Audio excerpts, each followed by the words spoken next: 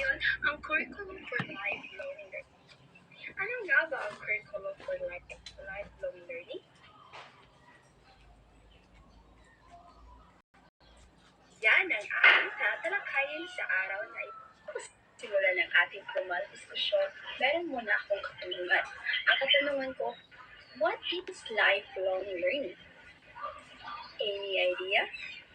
Lifelong learning means learning all throughout your life, not just in school. You can learn at any age, whether you're a child, you're a senior, or even you're an adult.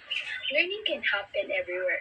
Learning can happen at home, at school, or even in our community, or even everywhere we can learn something. Lifelong learning matters. Any idea? Okay. Here I have three keys why lifelong learning matters. First, the world is changing fast. New technology, new jobs offers. Second, people live longer and need to keep their skills up to date. And lastly, we have lifelong learning help us to grow as people, to stay active in our society. What is a curriculum for lifelong learning? A curriculum for lifelong learning is a structured plan that helps individuals learn and grow throughout their life. It's not just about formal education that happens inside the classroom, but it encompasses a wide range of learning experience throughout our entire life. Ibig sabihin nito, ang curriculum for lifelong learning ay tumutukoy sa isang uri ng curriculum na pag-aaral na hindi lamang limitado sa loob ng paaralan, kundi nakatuon ito sa patuloy na pagkatuto ng isang tao sa kanyang buong buhay. Layunin ng curriculum for lifelong learning na ihanda at ang mga individual upang matuto, umangkop at magtagumpay sa iba't ibang yugto ng kanilang buhay mula sa pagkabata hanggang sa kanilang pagtanda.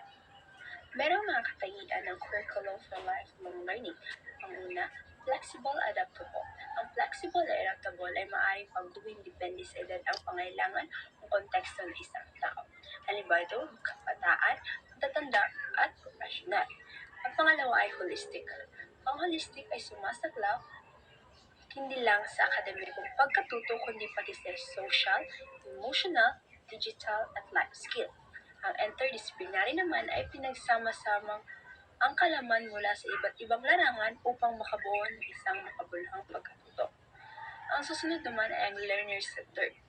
Ang learner-centered ay nakatuon sa interes o pangangailangan at layunin ng pag-aaral. Ang susunod naman ang skill-based. Nakatuon ito sa mga kasanayan na kailangan para sa buhay, gaya ng critical thinking, communication, collaboration, digital literacy, financial literacy, entrepreneurship, at values education. Mga halimbawa ng mga aspektong inisama sa lifelong learning curriculum. Isinama dito ang technical vocational education training or tinatawag na TVET. At isinama rin dito ang alternative learning system or ALS sa Pilipinas. Or online course or MOOCs or TESDA online. Ito ay sinama sa Curriculum for Lifelong Learning at meron community-based learning program. In conclusion, lifelong learning is essential for adapting to a fast-changing world. The curriculum must be dynamic, inclusive, and a forward-looking empowerment through education.